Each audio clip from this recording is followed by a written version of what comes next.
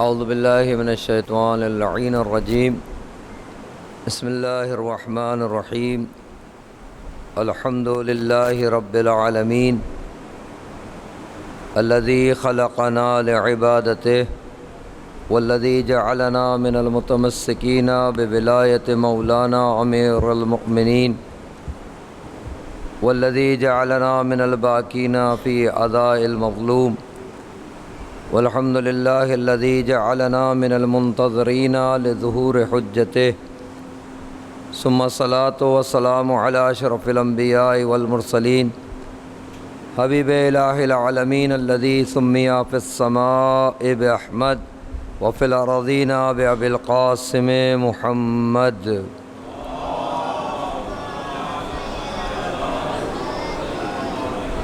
وعلى أهل بيته الطيبين الطاهرين المعصومين الذين أذهب الله عنهم الرجس وطهرهم تطهيرا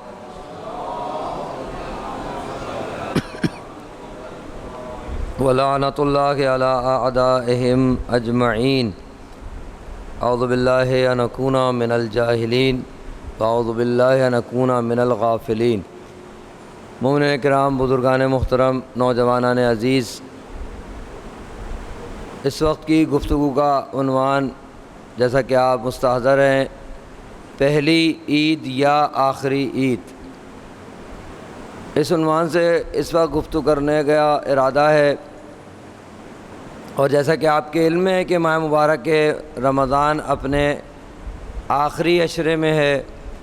اب سے کچھ دن کے بعد ماہ مبارک رمضان ہم سے رخصت ہو جائے گا اور عید قریب ہے، اس لیے اس عنوان کو یہاں موضوع سخن قرار دیا گیا.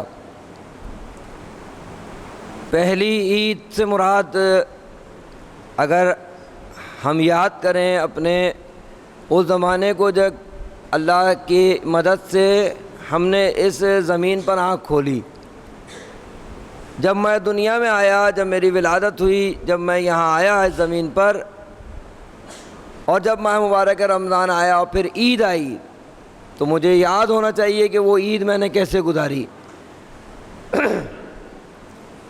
تو آپ کا سوال ہونا چاہیے کہ اس عمر میں انسان کو کیا یاد رہ جاتا ہے کہ اس نے عید کیا گزاری. تو چلیں اگلے سال، اس سے اگلے سال کوئی تو عید آپ کو بچپن کی، مجھے بچپن کی یاد ہوگی. اگر مجھے آپ کو وہ بچپن کی عید یاد نہیں آ رہی، تو جو آج بچہ عید منا رہا ہے وہ تو میں دیکھ رہا ہوں نا کہ وہ بچہ عید کیسے منا رہا ہے. وہ چھوٹا بچہ جو عید مناتا ہے، عید الفطر مناتا ہے، عید الاضحیٰ مناتا ہے، وہ کیسے مناتا ہے، یا اس کی خواہش، اس کی آرزو اس عید سے کیا ہوتی ہے، اس کا ہم و غم اس عید میں کیا ہوتا ہے کہ جو عید آ رہی ہے ابھی کچھ ایک ہفتے کے بعد، جو آج کا چھوٹا بچہ ہے اس کے ذہن میں عید کا کانسیپٹ، تصور کیا ہے؟ اچھا لباس اس کو مل جائے، ایک چشمہ مل جائے اس کو خوبصورت سا، اور ان سب چیزوں کے علاوہ اس کی جیب بھر جائے. بڑوں کی ذمہ داری ہے بچوں کو عیدی دینا، بڑوں کو یہ ذمہ داری ہے بچوں کی ضروریات کو پورا کرنا. لیکن اس بچے کا تصور کیا ہے اس عید سے؟ اس کو آئس کریم کھانے کے پیسے مل جائیں، اس کو بوتل پینے کے پیسے مل جائیں. اس کے ذہن میں سمجھتا ہے کہ پورے سال جو میں نہیں خرید سکتا ہوں وہ خرید لوں گا، کیونکہ جیب بھرے گی، پیسے آئیں گے، پھر آپس میں اعداد و شمار ہوگا، تمہاری کتنے پیسے ملے، تمہیں کتنے پیسے ملے. یہ بچوں کی عید ایسی ہے نا، بچوں کا جو عید منانے کا طریقہ بالکل ایسا ہی ہے. بعض بچے ایک دوسرے سے حسد بھی کرتے ہوئے نظر آتے ہیں، تمہارا لباس کیسا ہے، میرا لباس کیسا ہے، میرے پاس پیسے کتنے ہیں، تمہارے پاس پیسے کتنے ہیں. یہ جو چھوٹا بچہ عید منا رہا ہے، اب آپ سے میں اور اپنے آپ سے سوال کروں، اس کے عید منانے میں بھی چھوٹا بچہ تھا، میں نے بھی ایسی عید منائی ہے، میرے ذہن میں بھی عید کا تصور یہی تھا. اور ایک تصور اگر آپ اور غور کریں، ہم اپنے آپ پر غور کریں، تو شاید اس عید کے تصور میں، اس بچپنے میں وہ تصور یہ تھا کہ میں اب مادر پدر آزاد ہوں، جو چاہے کروں اور جو چاہے کر سکتا ہوں، مجھے کوئی روک ٹوک نہیں ہے عید کے دن میں، اتنا آزاد ہوں میں. یہ چھوٹے بچے کا بچپنے کا تصور ہے عید کا. یعنی اگر ہم اپنی پچھلی عیدوں پر غور کریں جو ہم نے بچپن میں، لڑکپن میں، نوجوانی میں گزاری ہیں، بلوغت سے پہلے گزاری ہیں، بالغ ہونے سے پہلے گزاری ہیں، ان عیدوں میں ذرا آپ اپنے آپ کو تلاش کریں. میں اپنے آپ کو تلاش کروں وہ کیسی گزاری ہیں، کیا تصور تھا میرا اس زمانے میں عید سے. اب یہ ایک زندگی کا زمانہ تھا، پھر ہمیں شعور آ گیا. 20 سال کا بچہ، 18 سال کا نوجوان دیکھا ہے آپ سے کسی سے عیدی مانگتے ہوئے؟ کوئی اس کی ہمت ہو کہ عیدی مانگے وہ؟ یا اگر اس کو کم پیسے ملے تو وہ لڑے بھیڑے اس کے اوپر بڑے سے کہ مجھے زیادہ چاہیے؟ دیکھا ہے آپ نے؟ ہو سکتا ہے یہ معقول ہے. جیسے ہی یہ ذرا سا رشید ہوا، جیسے ہی اس کا شعور بڑھا، اس کو سمجھ میں آنا شروع ہوا کہ یہ عید کا جو تصور ہے کچھ اور ہے. عید وہ نہیں ہے جو میں نے اس سے پہلے گزاری ہے، کہ صرف اور صرف عید کا تصور ہوا اور ہوس کی پیاس کو مٹانا. عید کا تصور خالی یہ کہ بس کسی طریقے سے میری جو بدن کی اور میری مادی ضروریات ہیں وہ پورے ہو جانا. یہ تو چھوٹے بچے کا تصور تھا. اب اگر کوئی بڑی عمر میں بھی ایسی ہی عید کا تصور رکھتا ہو تو یہ بڑا ہوا ہے یا چھوٹا ہی ہے؟ ابھی عمر اس کی کتنی ہو گئی ہو، مجھ جیسی 40 سال کا ہو گیا ہو، 50 سال کا ہو گیا، مجھ جیسا ہو گیا ہو، آیا اس کا تصور بھی وہی ہو جو اس کا بچپنے میں تھا؟ تو آپ بتائیے یہ بڑے بڑے جو عید مناتے ہیں وہ تصور ہے یا جو چھوٹے عید مناتے ہیں وہ تصور ہے؟ عید کیا ہے؟ الگ مرحلہ ہے. عید کے منانے کا ہنر کیا ہے؟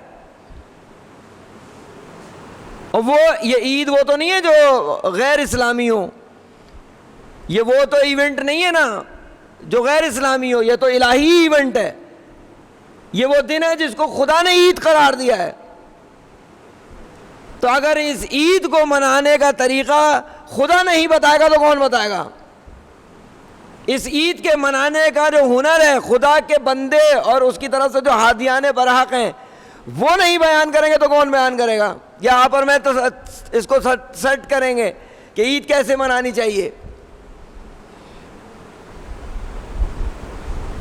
ہاں اگر چاہتا ہوں میں کہ میں چھوٹا ہی رہوں، بچہ ہی رہوں تو کوئی ایشو ہی نہیں ہے، پھر اس سے تو گفتگو ہی نہیں ہے. وہ ویسی عید بنائے کہ بہت سارے پیسے جمع ہو جائیں، بہت سارے ایک نہیں 10 لباس خرید لے عید کے لیے اچھے اچھے، اور جیسی بہت ساری چیز، سوئیاں بنا لے، میٹھا پکا لے، پھیگا پکا لے، سب کوئی چیز منع کوئی چیز نہیں ہے. ابھی آگے چل کے بیان کروں گا.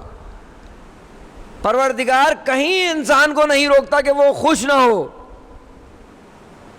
خدا کا تصور صحیح نہیں ہے، اس لیے ہم سمجھتے ہیں خدا ہم سے اس سے ناراض ہوگا کہ ہم خوش ہوں.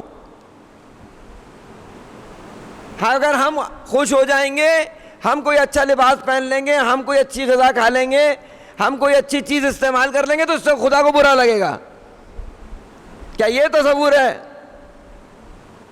باپ جتنا بچہ فیسیلیٹیٹ ہوتا ہے، جتنا بچہ مالی طور پر، مادی طور پر اور نعمات سے جتنا زیادہ بھرپور اس کے پاس ہوتی ہیں، باپ خوش ہوتا ہے ناراض ہوتا ہے؟ بچے کے پاس جتنی زیادہ سہولیات ہوں گی، ایک نہیں جیسے گاڑیوں میں اضافہ ہوتا چلا جائے گا باپ خوش ہوتا چلا جائے گا. حالانکہ چاہے باپ کو ایک گاڑی کی ضرورت نہ ہو، اس کے اپنے پاس 100 گاڑیاں موجود ہیں، لیکن جب بچے کے پاس گاڑیوں میں اضافہ ہونا شروع ہوگا یہ باپ خوش ہوگا. کیوں؟ یہ باپ ہے، یہ اس بچے کی ترقی سے خوش ہوتا ہے، ناراض نہیں ہوتا. تو اگر یہ باپ اپنے بچے کی ترقی سے خوش ہو رہا ہے تو خدا کیسے اپنے بندے کی ترقی سے خوش نہیں ہوگا؟ پھنسا ہوا مشکلات میں، روٹی نہیں ہو، کھانے کو نہیں ہو، اس انسان کو خدا دیکھ کے خوش ہوگا یا پریشان ہوگا؟ اپنے بندوں کو مشکلات میں دیکھ کے وہ خوش ہوگا یا پریشان ہوگا؟ یقیناً پریشان ہوگا، اور ہوتا ہے پریشان خدا. تو یہ نہیں ہے کہ اگر عید پر آپ خوشیاں منائیں گے، آپ خوش ہوں گے، آپ جو ہے رنگ اور رنگ کے طریقے کے کھانے کھائیں گے اور بہت سارے ایسے کام کریں گے تو خدا اس سے ناراض ہوگا. قطعاً خدا ناراض نہیں ہوگا. پھر کیا ہوگا؟ یہ تو اور مشکل ہو گئی. یعنی بہترین لباس بھی پہننا ہے، بہترین غذا بھی استعمال کرنی ہے، بہترین گاڑی بھی استعمال کرنی ہے، سب استعمال کرنی ہے، پھر بھی خدا کو اس میں کیسے راضی رکھیں؟ اور امکان نہیں ہے کہ وہ ناراض ہو پھر بھی ناراض ہوتا ہے، خوش بھی ہوتا ہے اور ناراض بھی ہوتا ہے۔ باپ کی مثال دی ہے نا میں نے، باپ کو پتہ چل رہا ہو کہ جو اس کی گاڑیوں میں اضافہ ہو رہا ہے یہ اس کی مستقبل کے لیے مفید نہیں ہے۔ باپ کا ایک ایسا تجربہ موجود ہے کہ جب گاڑیاں بڑھتی ہیں تو مشکل ایجاد ہوتی ہے۔ مثلا مشکل یہ ایجاد ہوتی ہے کہ پہلے یہ اپنے بدن کو استعمال کرتا تھا، پیدل چلتا تھا، اپنی صحت کا اس سے لحاظ ہو جاتا تھا، اس کی صحت مضبوط ہو وغیرہ وغیرہ۔ اب اس کے پاس اگر گاڑیاں بڑھنی شروع ہو جائیں گی تو یہ پیدل نہیں چلے گا پھر۔ تو اب یہ باپ جو گاڑیوں کے بڑھنے پہ ناراض ہو رہا ہے، یہ گاڑیوں کے بڑھنے پہ ناراض نہیں ہو رہا ہے، جو اس بچے کا بیٹے کا نقصان ہو رہا ہے اس پہ ناراض ہو رہا ہے، اس پہ وہ پریشان ہو رہا ہے۔ ہم سمجھ رہے ہیں باپ اس لیے وہ بیٹا جو باپ سے لڑ رہا ہے، اپنے پاس آپ کے پاس 100 گاڑیاں ہیں، میری 4 ہوئی ہیں تو آپ پریشان ہو رہے ہیں۔ نہیں بیٹا، آپ کی 3 سے 4 ہونے پہ پریشان نہیں ہو رہا، آپ کے لیے یہ مضر ہو رہی ہیں یہ گاڑیاں، یہ آپ کی زندگی کے مستقبل کے لیے خراب ہو رہی ہیں، مسئلہ بن رہا ہے، یہ مجھے مشکل ایجاد ہو رہی ہے، میں تم سے محبت کرتا ہوں اس لیے مجھے مشکل نظر آ رہی ہے کہ جیسے جیسے گاڑیاں بڑھیں گی کہیں خدا نہ خواستہ تم میں وہ میں لفظ نہیں استعمال کرنا چاہ رہا جو معنویات کا ہے، کہ اگر باپ سمجھتا ہو کہ اس کے اندر تکبر ایجاد ہو رہا ہے، یہ اپنے سے پست لوگوں کو برا سمجھنے لگا ہے، جن کے پاس 2 گاڑیاں ان کو برا سمجھنے لگا ہے۔ اب اگر یہ باپ تنبیہ کر رہا ہے تو اس لیے نہیں کر رہا کہ تمہارے پاس گاڑیاں بڑھ رہی ہیں، اب یہ اس لیے تنبیہ کر رہا ہے کہ تم مریض ہو رہے ہو، تم مشکل کا شکار ہو رہے ہو، تمہارے آئندہ کے لیے مستقبل کے لیے مصیبت ہے۔ اب آپ بتائیے زیادہ گاڑی رکھنا مسئلہ بن رہا ہے یا بیمار ہونا مسئلہ بن رہا ہے؟ اگر مرغن غذا کھانے کو منع کر رہا ہے ڈاکٹر، تو ڈاکٹر آپ کو مجھے جو برے مرغن غذا کھانے سے روک رہا ہے اس کو برا لگ رہا ہے میری مرغن غذا کھانا، یا اس کے لیے کوئی نقصان دہ ہے یہ میرا مرغن غذا کھانا، یہ میرے فائدے کی بات ہے؟ وہ مجھے سمجھتا ہے کہ آپ مریض ہو جائیں گے، پھر آپ لا علاج ہو جائیں گے اس مرغن غذا سے۔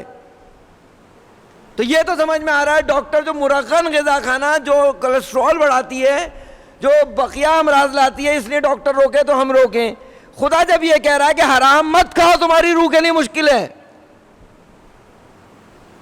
جو خدا کھانے سے روک رہا ہے وہ حرام کھانے سے روک رہا ہے، نہ حلال۔ کہیں سنا ہے خدا نے روکا ہو حلال کھانے سے؟ بالکل جس طریقے سے خدا نے نماز کا حکم دیا ہے، بالکل خدا نے جس طریقے سے روزے کا حکم دیا ہے، جیسے زکوٰۃ کا حکم دیا ہے، جن لفظوں کے ساتھ عبادات کا حکم دیا ہے، یعنی جس طریقے سے حکم دیا ہے کہ کرو، کہا ہے نا نماز قائم کرو، روزہ رکھو، حج کرو، یہ کہا ہے نا خدا نے، بالکل ایسے ہی کہا ہے قرآن نے، کلو کھاؤ وشربو پیو، حکم ہے باقاعدہ قرآن کا، کھاؤ پیو۔ آپ کہہ رہے ہیں خدا روک رہا ہے کھانے پینے سے، کب کہہ رہا ہے روک رہا ہے خدا کھانے پینے سے؟ خدا کہہ رہا ہے خوب کھاؤ، کلو وشربو، لیکن کیا کہتا ہے ولا تسرفو، اسراف مت کرو۔ تو کھانے پینے سے کہاں روک رہا ہے خدا؟ ہمارے سمجھ میں آتا دین کا تصور یہ ہے کہ بالکل بھوکا مریض کچھ نہ استعمال کرنے والا، مثلاً اگر کہہ دو پہاڑ پہ کہیں جا کے بیٹھے یہ عبادت گزار ہے، یہ تھوڑی عبادت گزار ہے، اس کو تو ہم راہب کہتے ہیں، اس کو تو اسلام قبول ہی نہیں کرتا ہے۔ اس نے اسی دنیا میں رہ کے اپنے آپ کو یعنی بدن کو بھی بچانا ہے جیسے صحت کے لیے، ایسے ہی اس نے روح کو بچانا ہے۔ روح کو کوئی خطرہ لاحق نہیں ہے، ہمیں ہماری روح کو کوئی خطرہ لاحق نہیں ہے، غذا سے لے کے اور جو کچھ بھی ہم استعمال کر رہے ہیں سب ہر چیز خطرے پر ہے نہیں ہے روح ان چیزوں کے ذریعے سے۔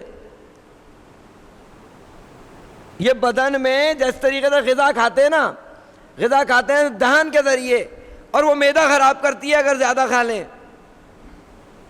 اسی طریقے سے یہ کیوں نہیں سمجھ میں آتا کہ یہ آنکھ جو غلط دیکھے گی اس سے روح بیمار ہو جائے گی، کان جو غلط سنے گا اس سے روح مریض ہو جائے گی۔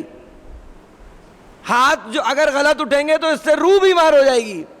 جیسے یہاں غذا کھانے سے معدہ خراب ہوتا ہے, جس طریقے سے انسان کا ہے نا, روایت کہتی ہے جیسے بدن مریض ہوتا ہے بہ نہیں روح مریض ہوتی ہے. اور بدن کے تعفن کی مثال کیا ہے؟ اگر کہیں کوئی انسان کا بدن پڑا ہو مردہ تو 2 3 4 دن کے بعد تعفن دینے لگے یا نہیں لگے گا بدن؟ اس میں تو بو آنی نہیں لگے گی, نہیں لگے گی؟ جب یہ مردہ پڑا رہے گا تو اس میں سے بو اٹھنی شروع ہو جائے گی مردہ بدن میں سے. جس طریقے سے مردہ بدن کا تعفن ہے سے روح کا تعفن ہے. وہ جو مردہ بدن کا تعفن ہے اس کی بو ناک محسوس کرتی ہے. روح کا تعفن کیا ہوتا ہے؟ یہ جو زبان سے جملے نکلتے ہیں, مولانا بس کر دیں, کب تک پیتے رہیں گے, بہت ہو گئی, اور بھی بہت کام ہے ہمیں. یہ کیا؟ یہ روح میں مریض ہے, یہ روح کا تعفن ہے جو اس سے سنا بھی نہیں جا رہا ہے. عمل تو کجا, کوئی اچھی بات کرنے کے لیے بیٹھو بس رہن دیجئے. خصوصاً جب شادی ہو رہی ہوتی ہے ہمارے ہاں, اور اس کے اندر آپ بات کریں خدا کی, بات کریں دین کی. اور شادی تو بہت آگے کی بات ہے, موت میں, مرنے میں, موت میں سمجھانے کی کوشش کریں, خدا را اس کو سمجھو, تمہارا نقصان ہے اپنا. یعنی میرا اپنا پرسنل ایکسپیرینس ہے, میں آپ سے شیئر کروں. میرے والد کا انتقال ہوا, 5 دن ہم نے ان کو آئی سی یو میں رکھا آغا خان میں. 9 لاکھ روپے کا بل دے کے آیا باپ کی, جب میت لے کے آیا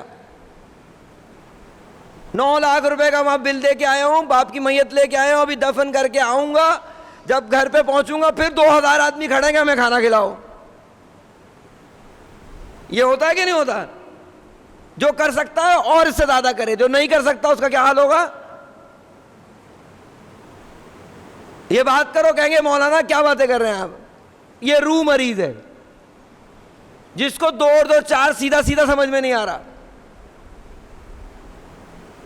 تو یہ جب روح مریض ہوگی, اگر یہ ماہ مبارک رمضان میں اس نے اپنا علاج کر لیا, یہ رمضان کا مہینہ اسی لیے تھا نا کہ آپ علاج کریں روح کا, اس کے امراض کو دور کریں. وہ خدا جو آپ کو سب کچھ دیتا ہے وہ ایسی میزبانی کرتا ہے کہ بھوکے رہو. تو کوئی تو حکمت ہوگی, کوئی بڑا آدمی آپ کو مہمان بلاؤ, کوئی بھوکے رہو, تو سمجھ میں آتا ہے. وہ قادر علی الاطلاق, وہ غنی علی الاطلاق, آپ کو اپنی مہمانی کے لیے بلاتا, کہتا بھوکے رہو. پھر یہ وہی شفیق باپ ہے جس کو پتا ہے کہ تمہارا علاج بھوکے رہنے میں ہے. ڈاکٹر جب کہہ دیتا ہے کہ 3 دن تک ان کو غذا نہیں دیں, ان کو پانی نہیں دیں, ان کی بدن کے لیے ضروری ہے, کچھ نہیں دیں, سارے مل کے اس کو کچھ نہیں دیتے بدن بچانے کے لیے. تو وہ جو قادر علی الاطلاق ہے, جو علیم علی الاطلاق ہے, تو سب جانتا ہے, جو سب کر سکتا ہے, اس کو پتا ہے کہ میرے بندوں کا علاج اسی طرح ہونا ہے. جو سال بھر 11 مہینوں میں انہوں نے اپنی روح کا حال کیا ہے, یہ اسی طرح علاج ہوگی 1 مہینے کے اندر. اب اگر کسی کی روح علاج و معالجہ کر سکی, اسی کو حق ہے نا کہ عید منائے الہی, اسی کو قدرت حاصل ہے کہ الہی عید بنا سکے. منع پھر وہی ہے, گھوم پھر کے چند جو ہے نا کاغذ کے ٹکڑے یا گوشت کے ٹکڑے اور یا دہی اور دودھ کے ٹکڑے, اس سے زیادہ عید کا نتیجہ نہیں ہے. عید کا مطلب یہی ہے. اچھا پھر کیا, وہ جو پیشنٹ ابھی ٹھیک ہو کے آیا ہے ابھی گھر, اتنی مشکل سے اس کو ٹھیک کیا ہے ڈاکٹرز نے, اس کے گردے خراب تھے, پھیپھڑے خراب تھے, معدہ خراب تھا, ہر چیز خراب تھی, انہوں نے 1 مہینے اس پہ علاج کر کے اس کو سیٹ کیا ہے ابھی. اور یہ گھر پہنچتے لاؤ بھائی بریانی لے آؤ, لاؤ بھائی قورمہ لے آؤ, لاؤ بھائی ساری چیزیں لے آؤ, لاؤ بس کھائیں. پھر یہ 2 گھنٹے میں ویسے ہی نہیں ہو جائے گا جیسے 30 دن پہلے تھا. یہ جیسے ہی سب کچھ کھانا شروع کرے گا پھر ویسے ہی ہو جائے گا جیسے کھڑا تھا پہلے. تو اس میں جو ہسپتال ہے جس نے اس کو ٹھیک کیا, ڈاکٹر جس نے اس کو ٹھیک کیا, ان کا قصور ہے یا یہ مریض کے لیے ٹھیک ہے وہ یہ کر رہے, دوبارہ یہی کر رہے سب. 1 مہینہ پروردگار نے ہمیں کیا سکھایا ہے کہ حرام نہیں, حلال سے بھی ہاتھ اٹھانا سکھا دیا ہے. حرام تو کجا, حلال سے ہاتھ اٹھانا سکھا دیا اس کی خاطر. پانی پینا حلال نہیں ہے؟ کھانا کھانا حلال نہیں ہے؟ پروردگار نے حلال سے کہ تم میری خاطر میں تمہیں اتنی قدرت دے دوں گا، تم میری خاطر حلال سے ہاتھ اٹھا سکتے ہو، لیکن تم سے عید کے دن یہ چاہتا ہوں کہ اب حرام سے ہاتھ اٹھانا سیکھو۔ حلال اس دن کیا کیا ہے؟ حلال کا استعمال واجب کر دیا ہے۔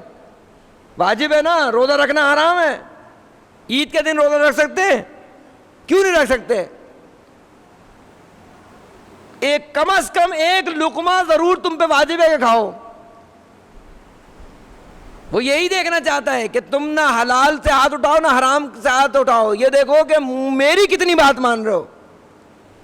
میں کہہ رہا ہوں حرام ہے تو مطلب حرام ہے، میں کہوں گا حلال تو حلال ہو جائے گا۔ تو جو خدا آپ کو حلال سے پرہیز سکھا دے، اب عید کے دن کتنا ہنر چاہیے اس کو بچانے کا، اور عید کے دن سے تصور آتا ہے جیسے 2 شوال کو پھر الاؤڈ ہو جائے گا، یا 3 دن عید مناتے ہیں اس کے بعد پھر الاؤڈ ہو جائے گا۔ یہ آپ اور مجھ جیسے لوگوں کے شاید عید 1 یا 3 دن ہوتی ہے، لیکن جو واقعاً اپنے روح کا علاج کر لیتے ہیں پھر ان کی عید آخر شعبان تک ہوتی ہے، جب تک دوبارہ رمضان نہ آ جائے، ان کا ہر روز عید ہے۔ امیر المومنین حضرت علی ابن ابی طالب علیہ السلام کا قول ہے نا، مولا نے فرمایا نا، آپ سب جانتے ہیں نا مولا کا قول کیا، عید کا دن کس کو کہا ہے مولا نے؟ جس دن انسان معصیت خدا نہ کرے، گناہ نہ کرے، وہ دن کیا ہے امیر کی نزدیک؟ عید کا دن ہے۔ پر اس کا مطلب ہے اس عید کی تعریف میں نے کہا نا، یا خدا کرے گا یا اولیاء الہی کریں گے عید کا، عید یعنی کیا؟ امیر کی نزدیک عید کیا ہے؟ اللہ کی معصیت نہ کرنا، گناہ نہ کرنا، وہ عید ہے۔ اب بتائیے عید کا دن جو ہے وہ مقید ہو گیا خالی پہلی شوال میں؟ عید کا دن کسی خاص دن کے لیے مقید ہو گیا؟ یا اگر چاہیں تو ہر روز عید ہو سکتی ہے، ہر وہ دن عید ہو سکتا ہے جس دن گناہ نہ کریں۔ اللہ اکبر، گناہ نہ کریں۔ آپ کو معلوم ہے امیر کائنات سے کسی نے پوچھا مولا گناہ کسے کہتے ہیں؟ صلوات بھیجیے مولا کی ذات پر۔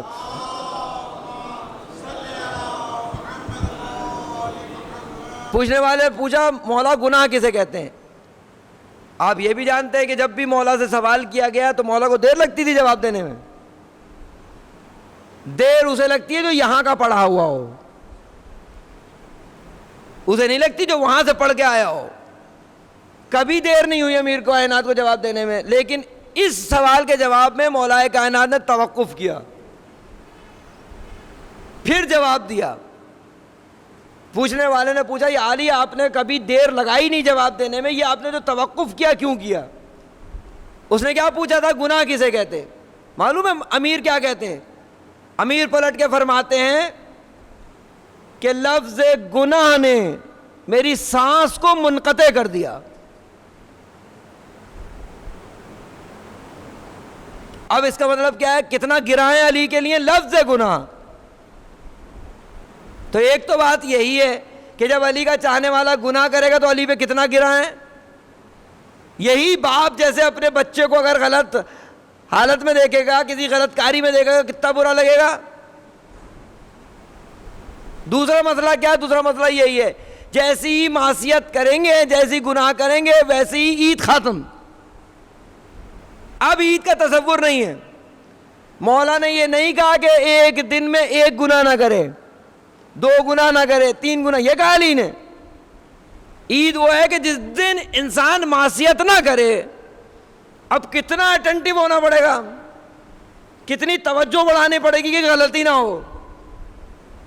جیسی غلطی ہوگی ویسی عید ہاتھ سے جائے گی۔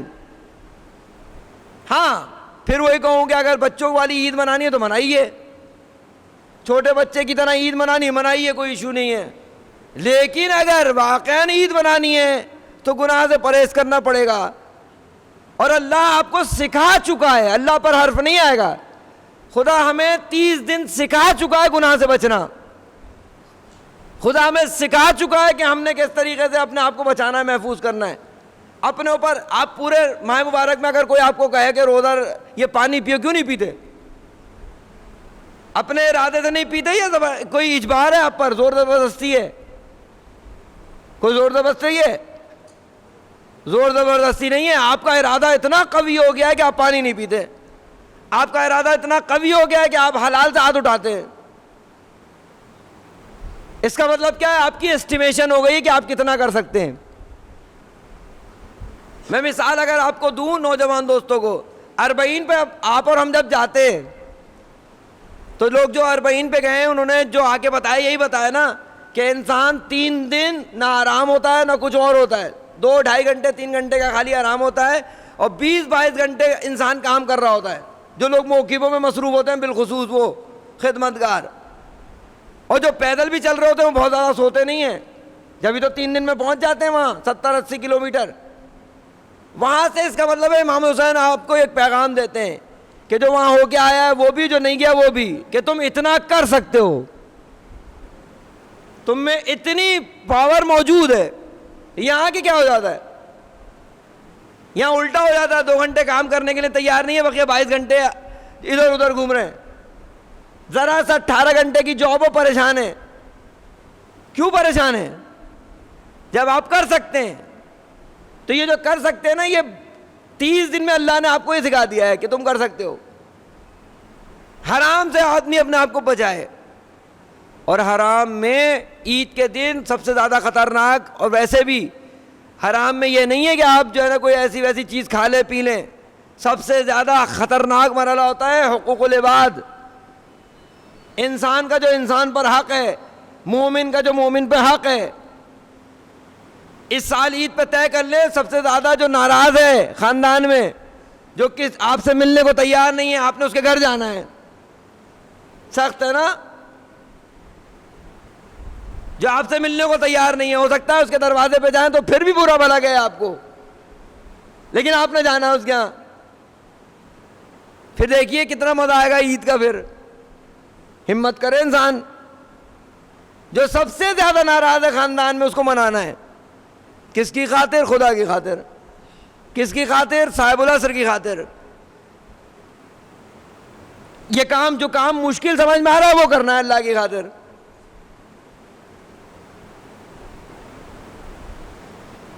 ایک دوسرے کے حق کو ادا کرنے کی کوشش کرنی ہے. ہاں، مومنین کے کندھوں پر حق ہے کہ نہیں ہے؟ اجتماعی طور پر ہم ایک دوسرے کے حقوق کے ذمہ دار ہیں کہ نہیں ہیں؟ یقیناً حقوق کے ذمہ دار ہیں، فردی طور پر بھی اور اجتماعی طور پر بھی. ہم نے اس حق کو ادا کرنا ہے. پھر ایک دفعہ خدا را ہم ریویو کریں کہ آج تک جو ہم نے سنا ہے کتنا سنا ہے، کیا کیا سنا ہے اور کیا کیا عمل کیا ہے کس کس چیز پہ. کب تک فقط سنتے رہیں گے ہم؟ ان لائف کہاں ہے وہ جو سنا ہے؟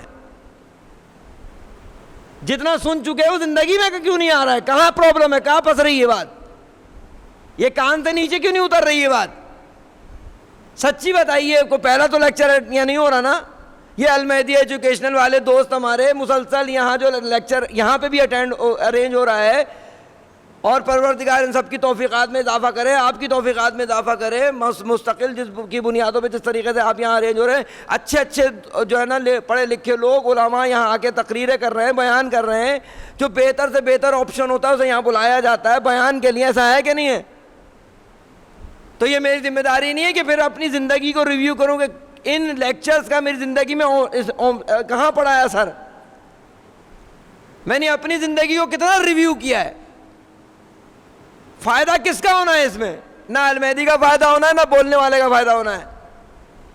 اگر ریویو کرے گا تو اس کا ہی فائدہ ہو رہا ہے جو ریویو کرے گا، چاہے وہ بولنے والا ریویو کرے چاہے سننے والا ریویو کرے. عید کے دن اصلی عید یہ ہے کہ آپ اتنا اچھا کریں کہ آپ رات کو سوئیں تو خواب میں آ کے امام زمانہ کہے شاباش. یہ ہمارے لیے ممکن ہے، اس سے بڑی چیزیں ممکن ہیں، لیکن چھوٹے بچوں کی طرح چونکہ چھوٹی چیزوں میں الجھے ہوئے ہیں، اس لیے بڑی چیزوں کی طرف سے غافل ہے. جس طریقے سے چھوٹے بچوں کو بڑا عیدی دینے کو تیار ہے، اسی طریقے سے روزہ فطر صبح کو خدا عیدی دینے کو تیار ہے. خدا کتنا دے گا انسان کو، یا کتنا دے سکتا ہے خدا؟ کوئی کاؤنٹ کر سکتا ہے خدا کے دینے کو؟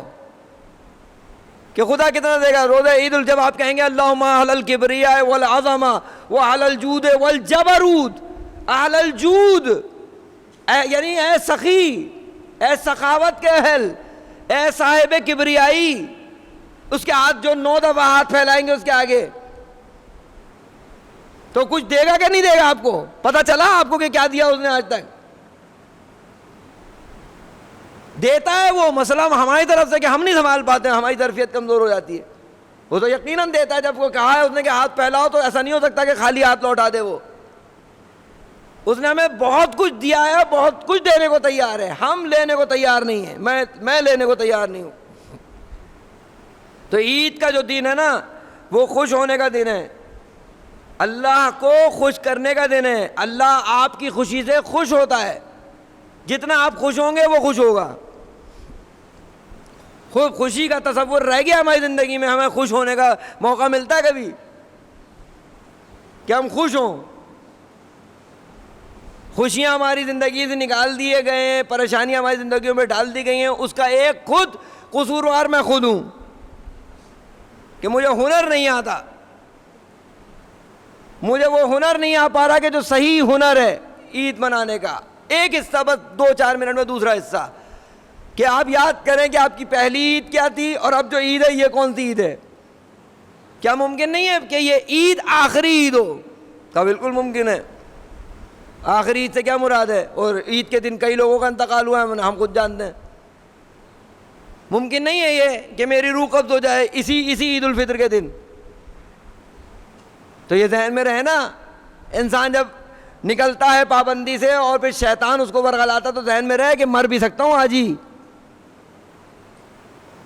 اور 30 دن کی محنت کے بعد اگر آج سب غارت کر دیا اور آج اللہ کی بارگاہ میں لوٹا تو کیا عالم ہوگا پھر؟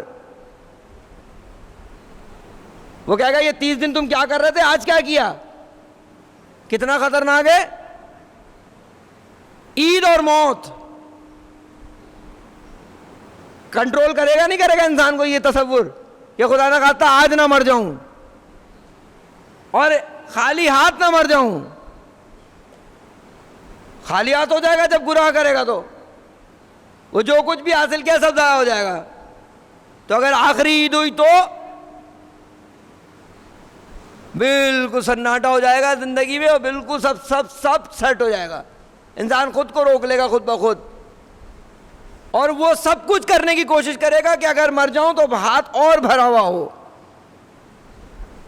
یعنی ہر وہ کام کروں جو خدا چاہتا ہے، ہر وہ کام نہ کروں جو خدا نہیں چاہتا. اس کی مشق ہی شروع ہوتی ہے پہلی شوال سے. یہ تو ٹریننگ سینٹر ہے خالی 30 دن کا. اصل میچ کب شروع ہوتا ہے؟ یہ تو وہ ہے نیٹ پریکٹس ہے. یہ تو نیٹ لگایا تھا اللہ نے، اس میں پریکٹس کیا آپ نے. گراؤنڈ پہ کب کھیلنا ہے؟ پہلی شوال سے. پہلے ہی دن کلین بولڈ یا پھر 30 شعبان تک سب سے بڑا اسکورر، ہائیسٹ اسکورر، سب ہمارے ہاتھ میں، سب ہمارے ہاتھ میں. کیسے کرنا ہے؟ خدا سے، خدا کی معصیت نہیں کرنا. امیر کے اس قول کو ذہن میں نقش کر لینا ہے کہ آج سے امیر کی خاطر، خدا کی خاطر ہر روز کو عید بناؤں گا اس طریقے سے کہ معصیت خدا نہیں کروں گا. اور جو یہ سوچ لیتا ہے اس کی خدا سب سے زیادہ مدد کرتا ہے.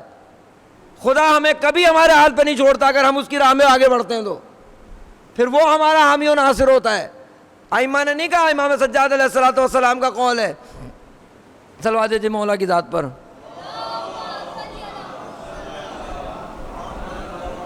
مولانا نے فرمایا نا، دعا کا ٹکڑا ہے نا، اللہم لا تکلنی الی نفسی طرفۃ عین ابدا.